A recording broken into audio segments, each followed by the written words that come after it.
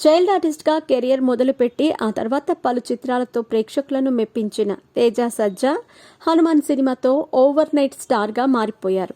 ప్రముఖ డైరెక్టర్ ప్రశాంత్ వర్మ దర్శకత్వంలో వచ్చిన ఈ సినిమా ఊహించని విజయాన్ని అందుకుంది.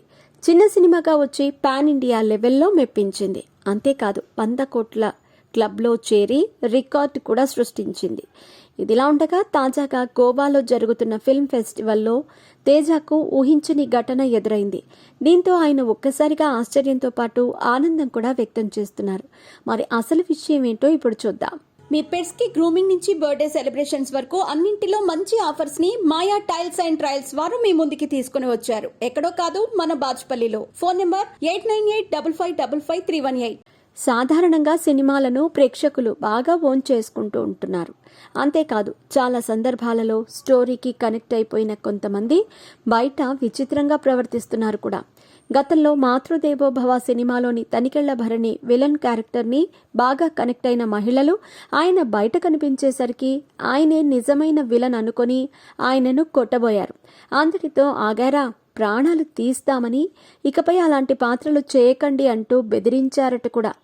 ఇదే కాదు, సీనియర్ ఎన్టీఆర్ రాముడిగా, అంజలీదేవి సీతగా నటించిన చిత్రం లవకుశ. ఈ సినిమాలో సీతగా అంజలీదేవి లీనమైపోయి మరీ నటించారు. ఒకసారి ఆమె ఏదో పని నిమిత్తం బయటకు వచ్చినప్పుడు నిజంగా సీతాదేవి వచ్చిందని ఒక గ్రామం ఆడవారు ఆమె పాదాలకు పాదాభివందనం చేశారట. దీన్ని బట్టి చూస్తే సినిమాలోని క్యారెక్టర్లకు, కథలకు ప్రజలు ఎలా కనెక్ట్ అవుతున్నారో అర్థం చేసుకోవచ్చు.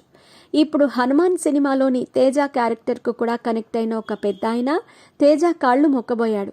తాజాగా గోవాలో జరుగుతున్న IFFI ఫిల్మ్ ఫెస్టివల్కి అతిథిగా వెళ్లిన తేజ స్టేజ్ మీదకి వచ్చి ప్రేక్షకులకు అభివాదం చేస్తున్న సమయంలో తెల్లని గడ్డంతో ఉన్న ఒక పెద్ద మనిషి స్టేజ్ ఎక్కి తేజ కాళ్లకి దండం పెట్టుకున్నారు. సడన్గా ఇలాంటి ఘటన తనకు ఎదురయ్యేసరికి ఆయన ఆశ్చర్యపోయారు. అంతేకాదు, ఊహించని పరిణామం ఎదురవటంతో ఇలా చేయొద్దని ఆ పెద్ద ఆయనతో వాదించాడు కూడా. ఇక ఈ ఘటన చూసి అక్కడికి వచ్చిన సెలబ్రిటీలు సైతం ఆశ్చర్యం వ్యక్తం చేస్తున్నారు.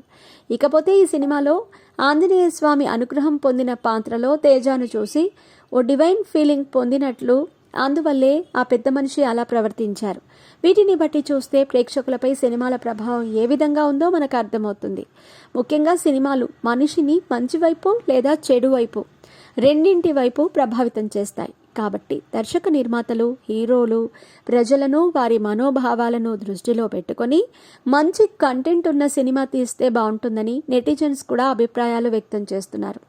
మరి దీని గురించి మీ అభిప్రాయాన్ని కూడా కామెంట్ రూపంలో తెలియజేయటం మర్చిపోకండి.